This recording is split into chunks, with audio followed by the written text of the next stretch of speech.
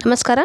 ಜ್ಞಾನ ಸರಸ್ವತಿ ಎಜುಕೇಷನ್ ಚಾನಲ್ಗೆ ಆದರೂ ಸುಸ್ವಾಗತ. ಸ್ನೇಹಿತರೆ, KRTT 2024ಕ್ಕೆ ಸಂಬಂಧಪಟ್ಟಂಗೆ ಈಗಾಗಲೇ ಏನಂತಂದರೆ ಪ್ರಮುಖ 30 ಪ್ರಶ್ನೆಗಳನ್ನು ಮಾಡಿ ಹಾಕಿದ್ದೆ ಸೋಷಿಯಲ್ ಸೈನ್ಸ್ ವಿಷಯಕ್ಕೆ ಸಂಬಂಧಪಟ್ಟಂಗೆ. ಮತ್ತು ಇನ್ನುಳಿದ 30 ಪ್ರಶ್ನೆಗಳನ್ನು ಈ ಒಂದು ವಿಡಿಯೋದಲ್ಲಿ ಮಾಡ್ತಾ ಇದ್ದೀನಿ ನಾನು. ಇವೆಲ್ಲವೂ ಕೂಡ ಏನಪ್ಪ ಅಂತಂದರೆ 99% ಸರಿ ಉತ್ತರಗಳು ಅಂತಂದು ಹೇಳ್ಬೋದು. ಸಂಭವನೀಯ ಕೀ ಉತ್ತರಗಳನ್ನು ನಿನ್ನೆಯಿಂದ ಮಾಡಬೇಕು ಅಂತ ನೋಡ್ತಾ ಇದ್ದೆ, ಬಟ್ ಟೈಮ್ ಸಿಕ್ಕಿರಲಿಲ್ಲ. ಸೊ ಬಂದ ತಕ್ಷಣ ಇವತ್ತು ಮಾರ್ನಿಂಗ್ ಈಗಷ್ಟೇ ಏನಂದರೆ ಒಂದು ವಿಡಿಯೋ ಹಾಕಿದ್ದೀನಿ, ಮತ್ತು ಇದು ಸೆಕೆಂಡ್ ಪಾರ್ಟ್ ಅಂತಂದೇ ಹೇಳ್ಬೋದು. ಇಲ್ಲಿ ಪ್ರಶ್ನೆ ಸಂಖ್ಯೆ 121ರಿಂದ 150ರವರೆಗೂ ಕೂಡ ಇಲ್ಲಿ ನೋಡೋಣ.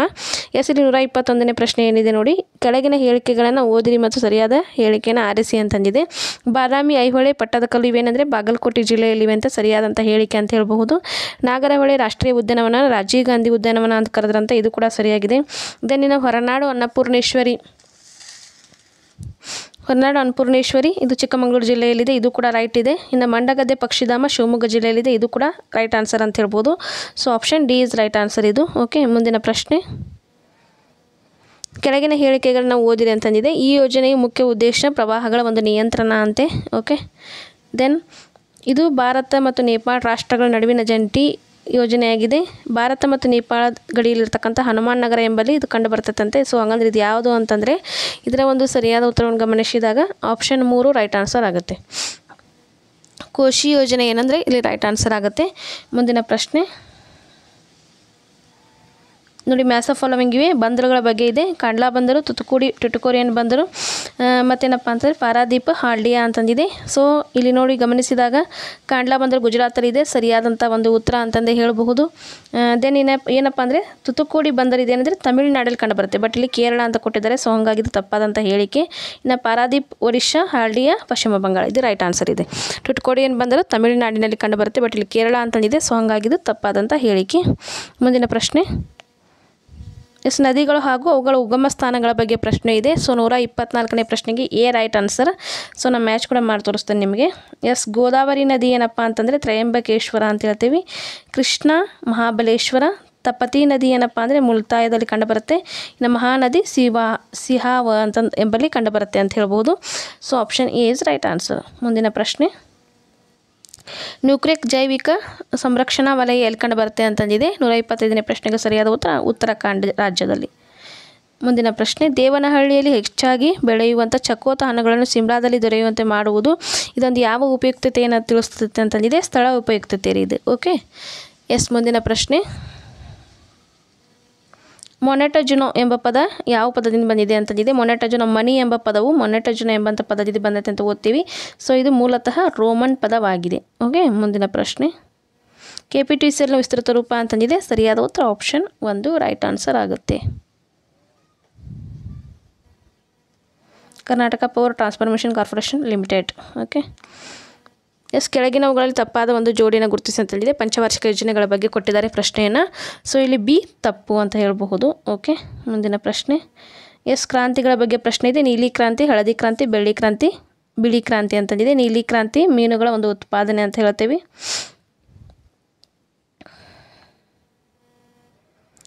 ಹಳದಿ ಕ್ರಾಂತಿ ಎಣ್ಣೆ ಬೀಜಗಳು, ಬೆಳ್ಳಿ ಕ್ರಾಂತಿ ಮೊಟ್ಟೆಗಳು, ಬಿಳಿ ಕ್ರಾಂತಿ ಅಥವಾ ಶ್ವೇತ ಕ್ರಾಂತಿ ಅಂತ ಹೇಳ್ತೇವೆ ಹಾಲಿನ ಉತ್ಪಾದನೆ. So option D is right answer. ಮುಂದಿನ ಪ್ರಶ್ನೆ. ಕೆಳಗಿನ ಹೇಳಿಕೆಯನ್ನು ಓದ್ರಿ ಅಂತಂದಿದೆ. ಓದೋಣ ಬನ್ನಿ. ಇಲ್ಲಿ ತಪ್ಪಾದಿರುವಂಥ ಹೇಳಿಕೆಯನ್ನು ಗುರುತಿಸಬೇಕು. ಭಾರತದಲ್ಲಿ ಹಣಕಾಸು ವರ್ಷವು ಏಪ್ರಿಲ್ 1ರಿಂದ ಪ್ರಾರಂಭವಾಗಿ ಮುಂದಿನ ವರ್ಷ ಮಾರ್ಚ್ 31ರವರೆಗೆ ಇರುತ್ತದೆ ಅಂತ. ಇದು ರೈಟ್ ಇದೆ. ಭಾರತೀಯ ರೈಲ್ವೆ ಗಳಿಸುವ ನಿವ್ವಳ ಲಾಭ ಕೇಂದ್ರ ಸರ್ಕಾರದ ಒಂದು ಆದಾಯ, ತೆರಿಗೆಯಿತರ ಆದಾಯ ಅಂತ ಹೇಳ್ತಿದ್ದಾರೆ. ಸೊ ಇದು ಕೂಡ ರೈಟ್ ಇದೆ. ನಾಗರಿಕ ಆಡಳಿತ ವೆಚ್ಚ, ರಕ್ಷಣಾ ವೆಚ್ಚ, ಬಡ್ಡಿ ಪಾವತಿ ಇವುಗಳು ಯೋಜನಾ ವೆಚ್ಚದ ಒಂದು ಭಾಗವಾಗಿವೆ ಅಂತ. ಇದು ತಪ್ಪು. ಲಾಸ್ಟ್ ಒನ್ ಏನಿದೆ, ವೈಯಕ್ತಿಕ ಆದಾಯದ ತೆರಿಗೆಯು ಪ್ರತ್ಯಕ್ಷ ತೆರಿಗೆ ಇದೆ. ಇದು ರೈಟ್ ಇದೆ. ಓಕೆ, ಮುಂದಿನ ಪ್ರಶ್ನೆ. ಪ್ರಪಂಚದ ಮೊದಲ ಸಹಕಾರ ಸಂಘವು ರಾಬರ್ಟ್ ಓವೆನ್ರವರು ಸ್ಥಾಪಿಸಲ್ಪಟ್ಟ ವರ್ಷ ಅಂತಂದಿದೆ. ಸೊ 1844 ಇದು 1844. 132ನೇ ಪ್ರಶ್ನೆಗೆ ಸರಿಯಾದ ಉತ್ತರ ಆಪ್ಷನ್ 3 ನೋಡಿ.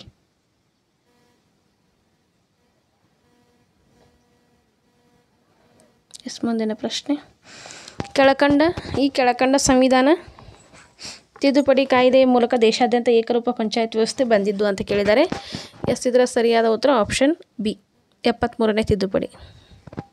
ವಿಶ್ವಗ್ರಾಹಕ ಹಕ್ಕುಗಳ ದಿನಾಚರಣೆ ಇದು ನೋಡಿ ಪ್ರತಿ ವರ್ಷವೂ ಕೂಡ 2014 ಇಲ್ಲಿವರೆಗೂ ಎಷ್ಟು TET ನಡೆದವಲ್ಲ ಪ್ರತಿ ವರ್ಷವೂ ಕೂಡ ಈ ಒಂದು ಪ್ರಶ್ನೆಯನ್ನು ಕೇಳಿರ್ತಾರೆ. ವಿಶ್ವಗ್ರಾಹಕರ ದಿನವನ್ನು ಆಚರಿಸ್ತಕ್ಕಂಥ ದಿನ ಯಾವುದಂದರೆ ಮಾರ್ಚ್ 15. ನಬಾರ್ಡ್ದ ವಿಸ್ತೃತ ರೂಪ ಅಂತ ಕೇಳಿದ್ದಾರೆ. 135ನೇ ಪ್ರಶ್ನೆಗೆ ಡಿ ರೈಟ್ ಆನ್ಸರ್ ಆಗುತ್ತೆ. National bank for agriculture and rural development ಇದು. ಜಿಗ್ಸಾ ಬೋಧನೆ ಇದು ಯಾರು ಒಂದು ಅಭಿವೃದ್ಧಿಪಡಿಸಿದ್ರು ಅಂತಂದು ಕೇಳಿದ್ದಾನೆ. ಸೊ ಆಪ್ಷನ್ 1 ಇದು. Okay, Elliot Ranson. ಮುಂದಿನ ಪ್ರಶ್ನೆ, ಸೀಮಿತ ಪ್ರಮಾಣದ ವೇಳೆಯಲ್ಲಿ ಸೀಮಿತ ಅಳತೆಯ ವರ್ಗಕ್ಕೆ ಕೈಗೊಳ್ಳುವ ಬೋಧನಾ ಚಟುವಟಿಕೆಯ ಡ್ಯಾಶ್ ಅಂತಂದಿದೆ. ಇಲ್ಲಿ ಸರಿಯಾದ ಉತ್ತರ ಸೂಕ್ಷ್ಮ ಬೋಧನೆ. ಮುಂದಿನ ಪ್ರಶ್ನೆ, ಕೋಲ್ಟ್ರವರ ಪ್ರಕಾರ ಅನುಭವಾತ್ಮಕ ಕಲಿಕೆಯ ವೃತ್ತ ಒಳಗೊಂಡಿರ್ತಕ್ಕಂತಹ ಮೂಲಾಂಶಗಳ ಸಂಖ್ಯೆ ಅಂತ ಕೇಳಿದ್ದಾರೆ.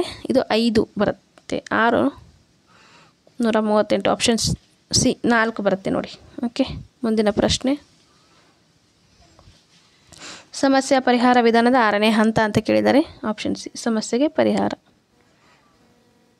ಈ ರೀತಿಯ ಪರೀಕ್ಷೆಗಳಲ್ಲಿ ವಿದ್ಯಾರ್ಥಿ ಗುಂಪಿಗೆ ಸೇರಿದ ಒಂದು ಪದವನ್ನು ಪತ್ತೆ ಹಚ್ಚಿ ಅದನ್ನು ಬರೀಬೇಕು ಅಂತಂದಿದೆ. ವರ್ಗೀಕರಣ ಪರೀಕ್ಷೆ ಇದು.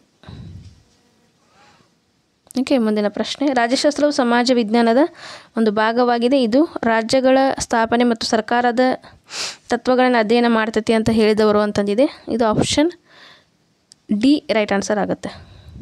141ನೇ ಪ್ರಶ್ನೆಗೆ ಆಪ್ಷನ್ 4 ಜೌಲ್ ಇದು ರೈಟ್ ಆನ್ಸರ್. ಮುಂದಿನ ಪ್ರಶ್ನೆ, ಕೆಳಗಿನ ಒಂದು ಸಮಿತಿಯು ಸಮಾಜ ವಿಜ್ಞಾನ ಪಠ್ಯಕ್ರಮ ಇತಿಹಾಸ, ಭೂಗೋಳ, ಪೌರನೀತಿ, ಅರ್ಥಶಾಸ್ತ್ರ, ಸಮಾಜಶಾಸ್ತ್ರ ಎಲ್ಲವನ್ನು ಒಳಗೊಂಡಿರಬೇಕು ಅಂತ ಹೇಳಿದ್ದು ಯಾವ ಒಂದು ಚೌಕಟ್ಟು ಅಂತಂದಿದೆ. ಸರಿಯಾದ ಉತ್ತರ ರಾಷ್ಟ್ರೀಯ ಪಠ್ಯಕ್ರಮ ಚೌಕಟ್ಟು 2005. ಮುಂದಿನ ಪ್ರಶ್ನೆ,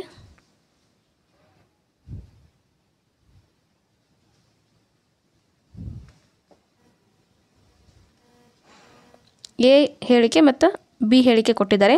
ಗುರಿಗಳು ನಿರ್ದಿಷ್ಟ ಒಂದು ಪಠ್ಯ ವಿಷಯದ ಆಯ್ಕೆಗೆ ಸಹಕಾರಿ ಅಲ್ಲ ಅಂತ ಕೊಟ್ಟಿದ್ದಾರೆ. ಇನ್ನು ಬಿ ಏನಿದೆ, ಉದ್ದೇಶಗಳು ನಿರ್ದಿಷ್ಟ ಪಠ್ಯ ವಿಷಯದ ಆಯ್ಕೆ ಸಹಕಾರಿ ಆಗ್ತವೆ ಅಂತ ಕೊಟ್ಟಿದ್ದಾರೆ. ಯಾಕಂದರೆ ಇದು ಸಹಕಾರಿ ಆಗುತ್ತೆ ಬಟ್ ಇಲ್ಲಿ ಆಗೋದಿಲ್ಲ ಅಂತ ಕೊಟ್ಟಿದ್ದಾರೆ. ಸೊ ಹಾಗಾಗಿ ಏನಪ್ಪ ಅಂದರೆ ಆಪ್ಷನ್ ಬಿ ರೈಟ್ ಆನ್ಸರ್ ಇದು. 143. ಓಕೆ, ಎ ತಪ್ಪು ಬಿ ಸರಿ ಅಂತಂದಿದೆ. ಸೊ ಹಾಗಾಗಿ ಇದು ಎ ತಪ್ಪಾಗುತ್ತೆ. ಯಾಕಂದರೆ ಇದು ಗುರಿಗಳು ಕೂಡ ಉದ್ದೇಶಗಳು ಎಷ್ಟು ಮುಖ್ಯನ ಒಂದು ಪಾಠ ಯೋಜನೆಗೆ ಅಷ್ಟೇ ಮುಖ್ಯವಾಗಿ ಗುರಿಗಳು ಕೂಡ ಇರ್ತವೆ.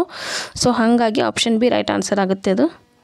ಘಟಕ ಪರೀಕ್ಷೆಯಲ್ಲಿ ಇದು ಪ್ರಶ್ನೆ ಪತ್ರಿಕೆ ಕನ್ನಡಿದ್ದಂತೆ ಅಂತಂದಿದೆ. ಬ್ಲೂ ಪ್ರಿಂಟ್ ರೀ ಇಲ್ಲಿ ಘಟಕ ಪರೀಕ್ಷೆಗೆ ಒಂದು ಪ್ರಶ್ನೆ ಪತ್ರಿಕೆ ಕೈಗನ್ನಡಿ ಅಂತಂದರೆ ಬ್ಲೂ ಪ್ರಿಂಟ್ ನೀಲ ನಕಾಶೆ ಅಂತ ಹೇಳ್ತೇವಲ್ಲ ಅದು.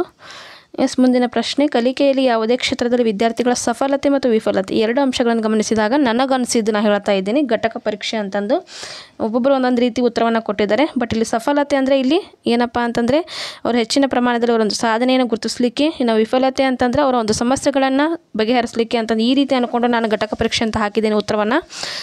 ಬಟ್ ಇಲ್ಲಿ ಕೆಲವರು ಬೇರೆ ಬೇರೆ ಹೇಳ್ತಾ ಇದ್ದಾರೆ. ನಾನು ನೋಡಿದಂಗೆ ನಿನ್ನೆಯಿಂದ ನೋಡ್ಕೊಳ್ಳೋಣ, ಇದೊಂದು ಸ್ವಲ್ಪ ಸ್ಟಾರ್ ಇಟ್ಕೊಂಡ್ಬಿಡಿ. ನನಗೆ ಅನಿಸಿದ ಮಟ್ಟಿಗೆ ನಾನು ಘಟಕ ಪರೀಕ್ಷೆ ಕೊಡ್ತಾ ಇದ್ದೀನಿ ಉತ್ತರ. ನೋಡೋಣ ಅಲ್ಲಿ ಏನು ಕೊಡ್ತಾರೆ ನಾಳೆ ಗೌರ್ಮೆಂಟ್ ಕೀ ಆನ್ಸರ್ ಅಂತ ನೋಡೋಕೆ ಬರ್ತದೆ. ಇಲ್ಲಿ ವಿಫಲತೆ ಅಂತ ಇದ್ದರೆ ಮಾತ್ರ, ವಿಫಲತೆ ಅಂತ ಇದ್ದಾಗ ಈಗ ನಾವು ನೈದಾನಿಕ ಪರೀಕ್ಷೆ ಅಂತಂದು ಕೊಟ್ಟಿದ್ದಾರೆ ಕೆಲವರು. ಸೊ ನೈದಾನಿಕ ಪರೀಕ್ಷೆ ಅಂದರೆ ಅಂತೀವಿ ನಾವು ಹೇಳಿ ನೋಡೋಣ.